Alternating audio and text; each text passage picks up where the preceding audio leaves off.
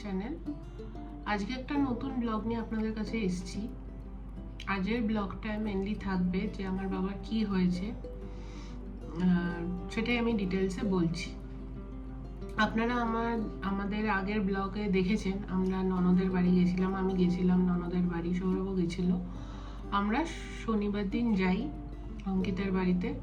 আমাদের রবিবার দিনই ফেরার কথা ছিল, কিন্তু কুট্টু আমাদের আসতে দেয়নি, সেদিন কিছুতেই আসতে দেয়নি। সেই জন্য সোমবার দিন সকাল সকাল আমরা, দুজনেরই অফিস ছিল, সেই জন্য সোমবার দিন সকাল সকাল আমরা চলে আসি।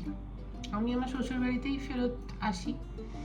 তারপর সোমবারটা ওই বাড়িতে থেকে মঙ্গলবার দিন সকালবেলা আমার আসার কথা এমনিতেই বেহালাতে, কিছু কাজও ছিল, সেই জন্য মঙ্গলবার দিন চলে আসব।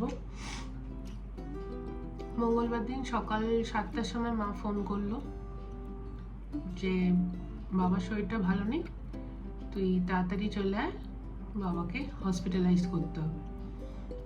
আমি তো অবাক, ঘুম থেকে উঠেছি, কি হলো, কালকেও কথা হলো, ঠিক ছিল। তারপরে বললাম কি হয়েছে, বললো বাবার সকাল থেকে ইউরিন হচ্ছে না। আমাদের সাধারণ যা সেটা শুনলে ইউরিন হচ্ছে না, হয়তো শরীর কষে গেছে বা রোদের তাপ লেগে গেছে, প্রচন্ড গরমও পড়েছিল আগের সপ্তাহে, 2 সপ্তাহ আগে আর কি। তো আমি বললাম জল খাওয়াও, একটু বেশি করে জল খাওয়াও, দেখো হয়ে যাবে কিছুক্ষণের মধ্যে। 1 ঘন্টা পরে আবার ফোন করলাম, বলছে না হচ্ছে না।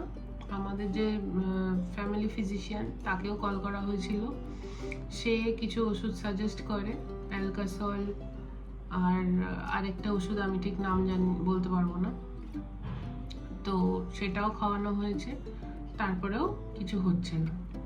তখন সকাল সকাল তারপরে 9টা সাড়ে 9টা নাগাদ আমি আর সৌরভ চলে আসি গড়িয়া থেকে, যে কি হয়েছে বুঝতে পারছি না, নিয়ে যেতে হবে হসপিটালে। এসে দেখছি বাবা বসতেই পারছে না, এত পেট ফুলে গেছে, বসতেই পারছে না। আর বলছে যে ইউরিনেশন মানে বাথরুম পাচ্ছে কিন্তু গেলে হচ্ছে না, সেটা আরো কষ্টদায়ক। তারপর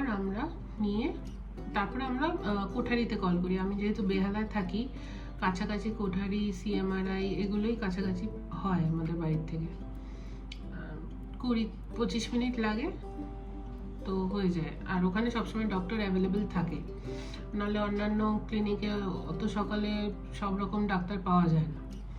তো আমরা কোঠারিতে ফোন করি, বললো ইউরোলজিস্ট 3:20 আছে। তো তখন 10টা সাড়ে 10টা বাজে, তো 3:20 অনেকক্ষণ হয়ে যাবে, বাবা যেখানে বসতেই পারছে না। তারপর ক্যালকাটা হসপিটালে ডক্টর পঙ্কজ কুমার গুপ্তা বলে একজন আছে, ডক্টর ইউরোলজিস্ট, তার কাছে আমরা অ্যাপয়েন্টমেন্ট নিই। উনি ছিল দুপুর 1:20-তে, কিন্তু 11টা যখন বাজে তখন বাবার অবস্থা আরও খারাপ হয়ে যাচ্ছে। তখন সৌরভ বলে যে চলো নিয়ে তো যাই, ওখানে এমার্জেন্সিতে অনেক ডক্টর অ্যাভেলেবেল থাকবে, তাদের মধ্যেই একজনকে দেখিয়ে নেওয়া হবে। তারপরে 11:30 নাগাদ আমরা পৌঁছাই সিএমআরআইতে। মা বাবাকে এমার্জেন্সিতে নামিয়ে দিয়ে আমি আর সৌরভ যাই পার্কিং করতে।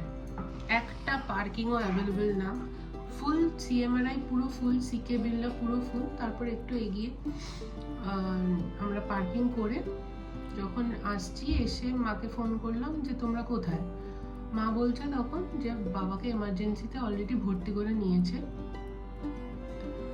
আর আমরা তারপরে ভিতরে ঢুকতে আমাদের দিচ্ছিল না, মানে ওই এমার্জেন্সির যে পেশেন্টরা অ্যাডমিট আছে তাদের পেশেন্ট পার্টি বসার জন্য যে ওয়েটিং লঞ্চটা, ওখানে আমাদের বসতে বললো, আর বললো যে আপনাদের পেশেন্টের নাম নিয়ে ডাকা হবে তখন আসবেন। তো আমি, মা আর সৌরভ ওয়েট করছি ওই পেশেন্ট পার্টি বসার যে জায়গাটা সেখানে। তারপর আমার বাবার নাম ধরে ডাকা হলো, তখন আমি আর মা গেলাম ভিতরে। ডক্টর বলল যে ওনার ক্যাথিটার লাগানো হয়েছে, তো ক্যাথিটারে 4 লিটার ইউরিন এসছে। তো আমরা তখনও বুঝতে পারছি না যে কি হলো, কারণটা কি, এটা ইউরিনেশনটা হুট করে বন্ধ হয়ে গেল কেন। তখন আমরা ডাক্তার, মানে এমার্জেন্সিতে যে ডাক্তার ছিল তাকে জিজ্ঞেস করি যে এটার কারণটা কি, কি হলো, তাহলে কি এখন আপনারা ছেড়ে দেবেন যেহেতু ইউরিন বেরিয়ে গেছে। তখন ডক্টর বললো যে না, এটার কারণটা কি সেটা দেখার জন্য আমাদের ইউএসজি করতে হবে একটা, আর অনেক রকম টেস্ট আছে। তো সেই নানান রকম টেস্ট প্রসিডিওর আর ইউএসজি হবে, তো আপনারা ওয়েট করুন বাইরে। আমরা আবার বাইরে বসলাম। এক ঘন্টা পর আমাদের আবার ডাকলো।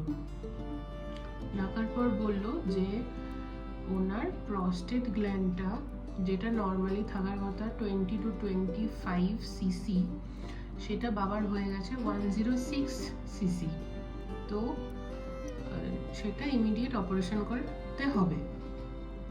সেটার কারণেই সেটা এতই বড় হয়ে গেছে যে ব্লাডারটা পুরো আটকে দিয়েছে, সেই জন্য ইউরিনটা পাসই করতে পারছে না।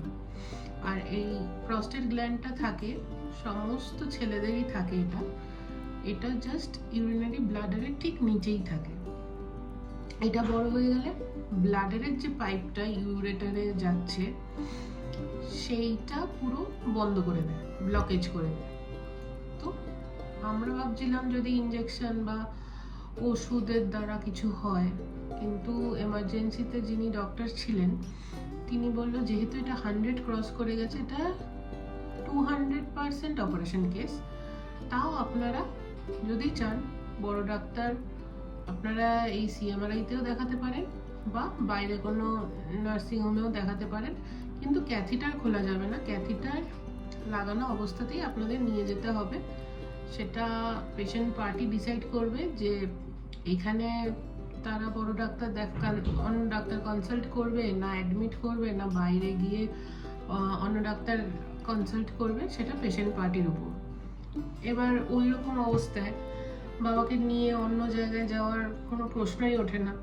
ক্যাথিটার লাগানো, ওদিকে স্যালাইন চালু করে দিয়েছে, ওই রকম করে তো ছাড়িয়ে নিয়ে যাওয়া যায় না। আমরা তখন ভাবলাম যে ঠিক আছে, তাহলে অ্যাডমিট যখন করতে, অপারেশন কেস ডক্টর বলছে। অ্যাকচুয়াল ডক্টরের আমরা নিয়েছিলাম অ্যাপয়েন্টমেন্ট, ডক্টর পঙ্কজ কুমার গুপ্তা। তখন আমরা তার কাছে যাই ইউএসজি রিপোর্টটা নিয়ে। উনি দেখেই ফার্স্টে অপারেশন বলেননি, উনি বলল আমি রাউন্ডে যাব, আপনারা অ্যাডমিট করে দিন, আমি রাউন্ডে যাব, কন্ডিশন দেখব, ক্রিটিক্যালিটি দেখব, তারপর আমি ডিসাইড করব, আপনাদের কালকের মধ্যে জানিয়ে দেওয়া হবে। তখন বাবা এমার্জেন্সিতে, তারপরে আমরা অ্যাডমিশনের প্রসিডিওর করলাম, আমাদের মেডিক্লেম ছিল, সেই সবের একটুখানি অনেক সাইন অনেক কিছু থাকে, ফর্মালিটিস ফিল আপ করলাম, করে বাবাকে তখন কথা হলো যে বেডে শিফট করে দেবে। এদিকে সিএমআরআইতে একটা বেডও অ্যাভেলেবেল নেই সেই দিন। আমাদের বললো যে আপনারা বেকার ওয়েট করছেন, আমাদের যখনই বেড অ্যাভেলেবেল হবে আমরা এমার্জেন্সি থেকে ওনাকে বেডে শিফট করে দেবো। তো আমরা ওখানে রাত 9টা অবধি প্রায় ছিলাম, কিন্তু কিছু লাভ হলো না। তখনও বাবা এমার্জেন্সিতে থাকাকালীনই বাবা সব রকম টেস্ট স্টার্ট হয়ে গেছিল। তো পরের দিন আমরা দেখতে যাই, আর এমার্জেন্সিতে পেশেন্টকে ফোন অ্যালাউড না, সেই জন্য কি অবস্থা, কি আদৌ বেডে শিফট করলো কি করলো না আমরা কিছু জানতে পারছিলাম না। আমরা আমাদের এখান থেকে সিএমআরআইতে কল করেছি, এমার্জেন্সির একটা নাম্বার নিয়ে এসেছিলাম আসার সময়। তো আমরা ফোন করে জানি যে বাবা তখনও এমার্জেন্সিতে আছে, সিএমআরআইতে একটা বেডও তখনও নেই। আমার বাবা অ্যাডমিট হয়েছে মঙ্গলবার, বুধবার দিনকারে ভিজিটিং আওয়ার এখন সিএমআরআই করে দিয়েছে সকাল 11টা থেকে 12টা, আর বিকালে কোনো ভিজিটিং আওয়ার নেই। তো সকালবেলা আমরা গিয়ে এমার্জেন্সিতেই দেখলাম যে বাবা আছে। তো এবার যদি এমার্জেন্সিতে থাকেন তাহলে অপারেশন যতক্ষণ না বেড পাবেন ততক্ষণ অপারেশন হবে। তো অপারেশনটাও পিছিয়ে যাচ্ছে। আমি তারপরে নিচে অ্যাডমিনিস্ট্রেশনের যে ডিপার্টমেন্ট সেখানে গিয়ে খোঁজ নিলাম যে কখন বেড পাওয়া যাবে। ওনারা জানালেন যে বিকালে কিছু পেশেন্ট ডিসচার্জ হবে, তো বাবা পেয়ে যাবে আজকে সন্ধ্যার মধ্যে পেয়ে যাবে বাবা বেড। তো এই কথা বলে আস্তে আস্তেই দেখলাম যে বাবাকে ড্রেস ফ্রেস চেঞ্জ করানো হচ্ছে, হুইল চেয়ারে বসানো হচ্ছে, যে ওনাকে বেডে শিফট করা হবে। তারপর বুধবার দিনকারে সন্ধ্যে 7টার সময় বাবাকে শিফট করলো বেডে। আর তারপর বৃহস্পতিবার দিনকারে ডক্টর বলে দিয়ে গেছিলেন বৃহস্পতিবার অপারেশন হবে, বলেছিল এটা মাইনার অপারেশন হবে, রোবোটিক্স টেকনোলজি দিয়ে হবে, 3টে ফুটো করেই অপারেশনটা হবে, 45 মিনিটস থেকে 1 ঘন্টা লাগবে। তো বৃহস্পতিবার দিনকারে আমরা 11টার সময়, অপারেশনের টাইম বলেছিল 1টা, কিন্তু 11টায় ঢুকিয়ে নেওয়া হবে। তো আমরা 11টার মধ্যে পৌঁছে যাই। বাবাকে ঢোকানো হলো 11টায়, কিন্তু 11টায় ঢোকানো মানেই 11টা থেকে ওটি স্টার্ট হয় না। ওখানে অনেক পেশেন্টদের এরকম লাইনে পরপর স্ট্রেচারগুলোকে রেখে দেয়। তো এরকম ছিল। পঙ্কজ কুমার গুপ্তা ডক্টরের সেই দিনই 3টে ওটি ছিল। তো আমি তো বাইরে দাঁড়িয়ে আছি, একটা করে ওটি করে উনি বেরোচ্ছেন, আমাকে বলছে যাও তুমি চা খেয়ে আসো, যাও তুমি লাঞ্চ করে আসো। যে না আমরা সব করে এসেছি, আমরা এখানেই আছি, আমার বাবারটা কখন স্টার্ট হবে আমি ওনাকে 2বার জিজ্ঞেস করেছি। তারপরে উনি আমাকে পুরো ঘড়ি দেখিয়ে বলছে দেখো এখন কটা বাজে, 2:10, ঠিক 2:20 তোমার বাবাকে ধরবো। ঠিক আছে। তারপর অপারেশনের দিন দেখতে আমার শ্বশুর, শাশুড়ি, বাবার এক বন্ধু তো গেছিলই, আমি, মা, আমার দাদু আর সৌরভও গেছিল। তো বেশি জনকে তো অ্যালাউ করে না ওটির বাইরে, আমি, আমার মা আর শাশুড়ি মাই বাইরে বসেছিলাম, আর বাকিরা সব নিচে ওয়েট করছিল, ফোনে খবর নিচ্ছিল বারবার। তো এবার 5টা বেজে যায়, 5:30 বেজে যায়, কিছু খবর পাচ্ছি না। যে 2-2:30টায় স্টার্ট করে 5টা বেজে যাচ্ছে, ডাক্তার বলেছিল 1 ঘন্টা। তারপর 5:30টার সময় ডক্টর বেরিয়ে বলল যে অনেক বড় সার্জারি হলো, আমরা এস্টিমেট করেছিলাম 1 ঘন্টার মধ্যে হয়ে যাবে, কিন্তু টাইম অনেক লাগলো, কারণ বাবার প্রস্টেটটা রিমুভাল হয়েছে। আর তারপরে যেইটা রিমুভ করেছে সেটা বায়োপসির জন্য পাঠালো। এই করে বৃহস্পতিবার দিন অপারেশন হলো বাবার, সোমবার বলেছিল ডিসচার্জ করবে। আর বাবার পার্শিয়াল অ্যানেস্থেসিয়া হয়েছিল, ফুল অ্যানেস্থেসিয়া না, স্পাইনাল কর্ডে একটা ইনজেকশন দিয়ে নিচের পোর্শনটা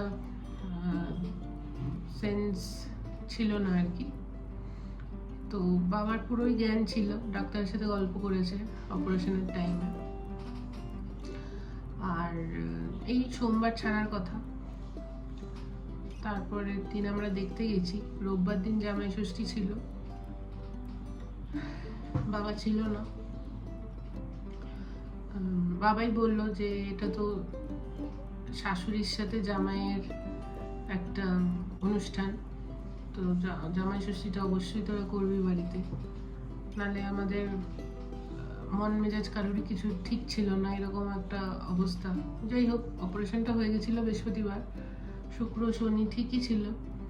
রোববার দিনও ফোনে কথা হয়েছে, কিন্তু আমরা দেখতে যেতে পারিনি, কারণ জামাই ষষ্ঠীর অনেক রিচুয়ালস থাকে, অনেক কিছু থাকে, আর 11টা থেকে 12টার ভিজিটিং আওয়ার, ওই টাইমের মধ্যে আমাদের হয়নি। আর আমরা জানতাম সোমবার দিন ছেড়ে দেবে, সোমবার দিন তো একবারে নিয়েই আসবো, তারপরে গল্প আড্ডা হবে। তো সোমবার সকাল সকাল আমি আর সৌরভ চলে যাই, যে বাবাকে নিয়ে চলে আসবো। আর মেডিক্লেমের প্রসেসও হয়ে গেছে, আমার মেল এসে গেছিল। সোমবার দিনকারে সমস্ত প্রসেস হয়ে গেছে, নিচে আমাদের টিপি হেল্প ডেস্ক আছে, ওখানেই মেডিক্লেমের সব কিছু বিল টিল যা দিয়েছে আমরা দেখছিলামই। তখনই ওপর থেকে ফোন এলো, 6th ফ্লোরে বাবা ছিল, 603 রুম নাম্বার। ওপর থেকে ফোন এলো যে ডক্টর রাউন্ডে এসেছিল, ডিসচার্জ হোল্ডে চলে গেছে, এখন কিন্তু করবেন না।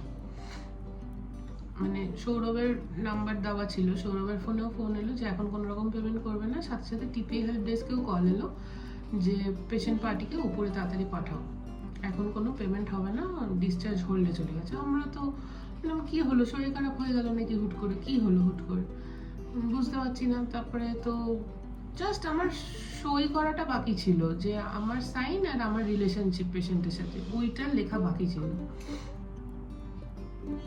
তারপর আমরা তাড়াতাড়ি উপরে গেলাম। উপরে গিয়ে বাবা যে ক্যাথিটারটা লাগানো ছিল সেখানে ব্লাড আসছে।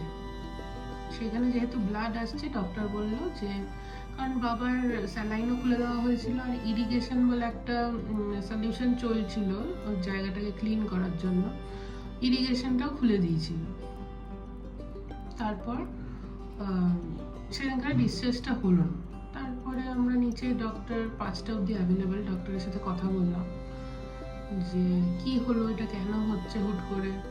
বললো যে এইটা উনি উঠে বসতে পারবেন না, 1 মাস উনি বসতে পারবেন না। উনি বোধহয় সকালে বসেছিলেন, সেই জন্য ব্লাড এসছে। ওনাকে স্ট্রেট হয়ে শুয়ে থাকতে হবে 1 মাস, আর বসা যাবে না, দাঁড়ানো যাবে এবং হাঁটাচলা করতে পারবে, কিন্তু বসতে পারবে না। খাওয়ার সময় দাঁড়িয়ে খেতে হবে, আর খুব কেয়ারে রাখতে হবে। 1 থেকে 2 মাস খুবই কেয়ারে রাখতে হবে, তাহলে সারা জীবন কোনো অসুবিধা হবে না, না হলে পরে ডিফিকাল্টি ফেস হতে পারে। তো এটা শুনে আমরা তো চলে এলাম। মঙ্গলবার দিনকারে মা গেছিল দেখতে, আমি শ্বশুরবাড়িতে গেছিলাম, লোকনাথ পুজো ছিল।